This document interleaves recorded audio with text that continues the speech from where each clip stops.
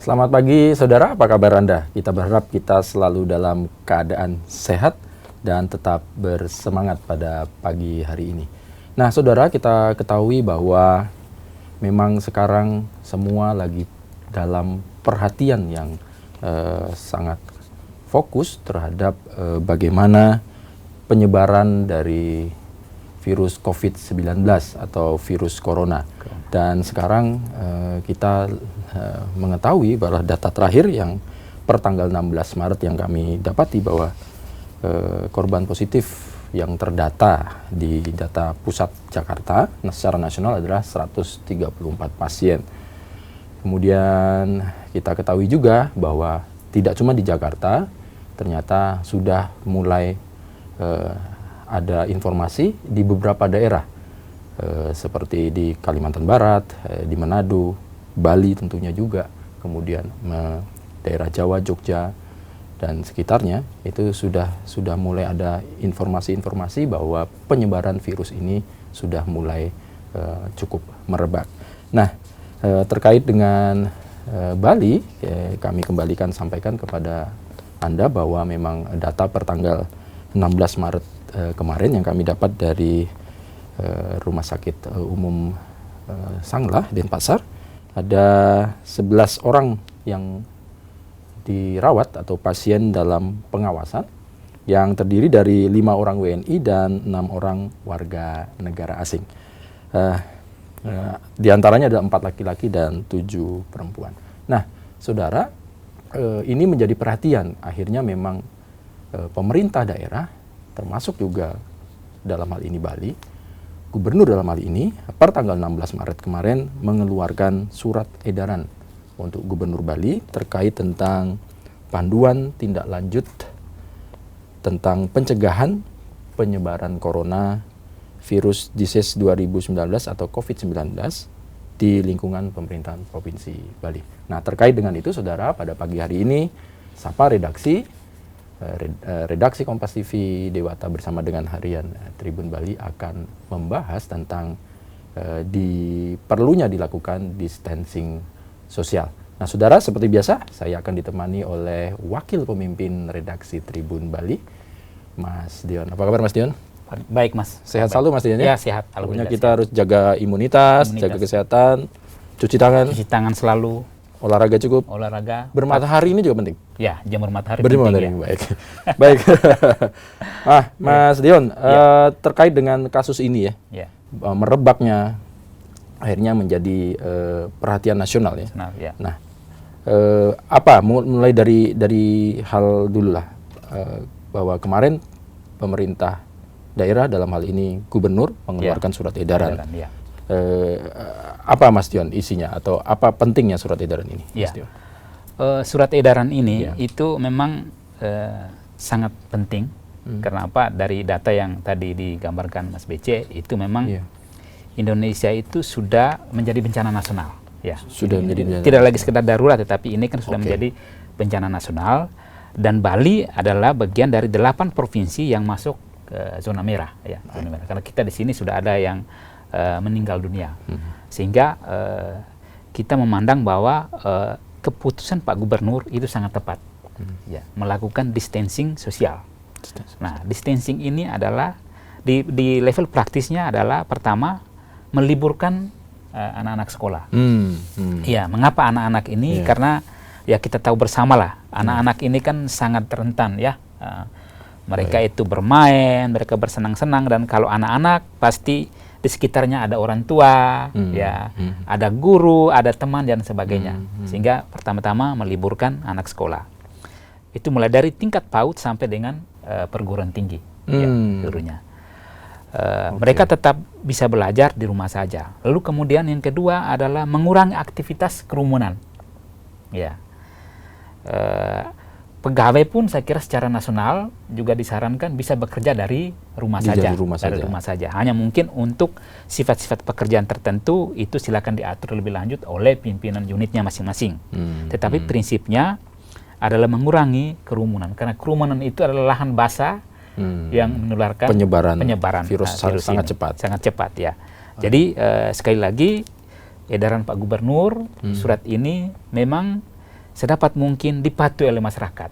Ya, poinnya adalah libur ini masa di rumah tidak berarti lalu jalan-jalan ke mall, jalan-jalan nonton Tempat bioskop, hiburan. tempat hiburan, ke tempat wisata, Yang justru tempat keramaian di sana. tempat keramaian ya. Jadi poinnya adalah menghindari itu, menghindari keramaian. Sedapat mungkin kita mengurangi kontak fisik dengan orang lain. Ya, itu yang memang penting sekali.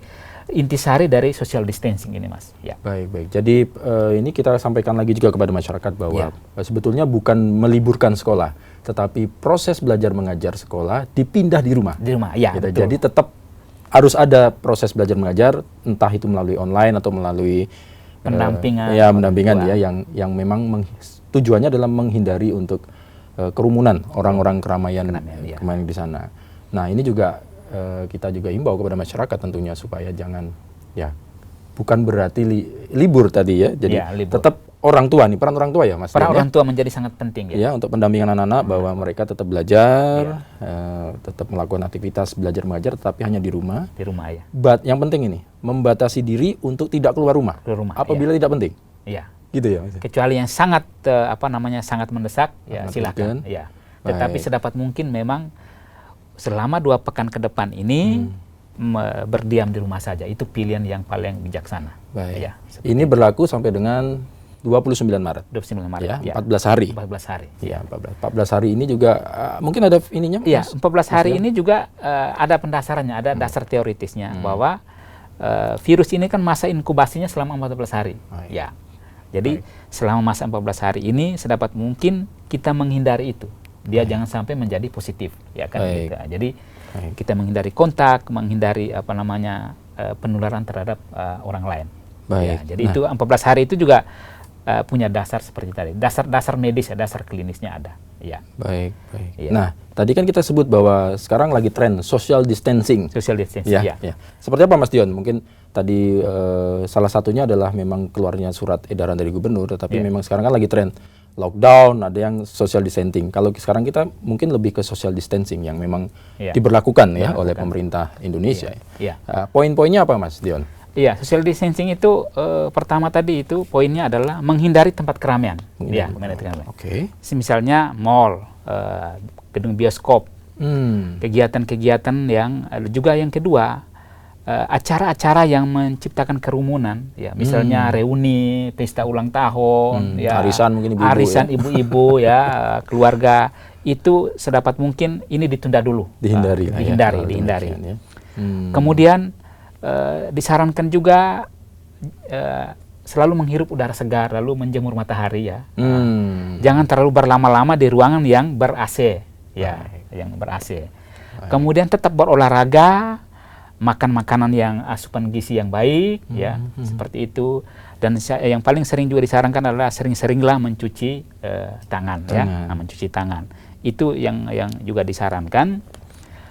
Kemudian memang berkaitan dengan social distancing ini ada semacam harapan yang kita ingatkan karena begini, keputusan ini bagus sekali ya, tetapi ada fakta juga di lapangan bahwa masyarakat ini kesulitan mendapatkan misalnya antiseptik ya, sabun, hand sanitizer ya, itu sulit sekali diperoleh. Kemudian yang berikut adalah masker.